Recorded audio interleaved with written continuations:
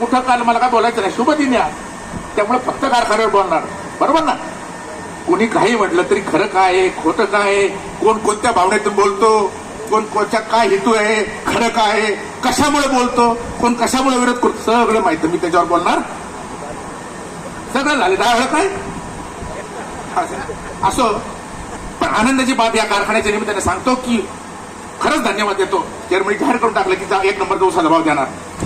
पण या निमित्ताने सभापती म्हणून मार्केट कमिटीचा आज मी जसं कारखाना निवृत्ती चर्चेने स्थापन केलं, आदरणीय सहकार मंत्री शिवाजीराव काळेंनी मार्केट स्थापन केली. आशाताई म्हणाल्या कृषी हे विज्ञान केंद्र देखील माझ्या जीवनाचं लोकांच्या खऱ्या अर्थानं महत्वाचं साधन आहे.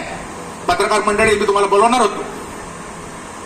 सत्येन दादा कोल्हे साहेब आपल्याकडं आपणही म्हणा की दादा पुणे जिल्ह्यामध्ये आपल्या जुन्नर तालुक्यात आशाताई मोठ्या प्रमाणात सोयाबीन होतं आणि इतर शेतकरी तिथे सोयाबीनचं आम्ही 2 वर्षापूर्वी नाफेडचं केंद्र व्हावं, पणन विभागाने करावं म्हणून मागणी केली, पण ते रिजेक्ट केलं. ते म्हणजे नाही खेडलाय 50 किलोमीटरचं सांगितलं.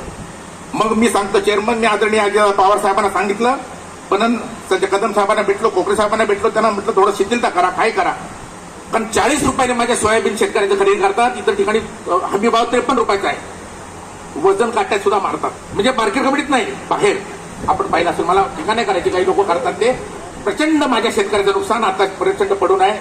थोडंफार सोयाबीन दूध मोठ्या प्रमाणात आहे फार. आणि म्हणून एक शेतकऱ्यांचा प्रतिनिधी म्हणून आजपर्यंत केलं, भविष्यात ते करत राहणार. कधी कधी वाटतं तिकडं काय झालं, खरंच वकील गेले असते बरं झालं असतं. दादा काय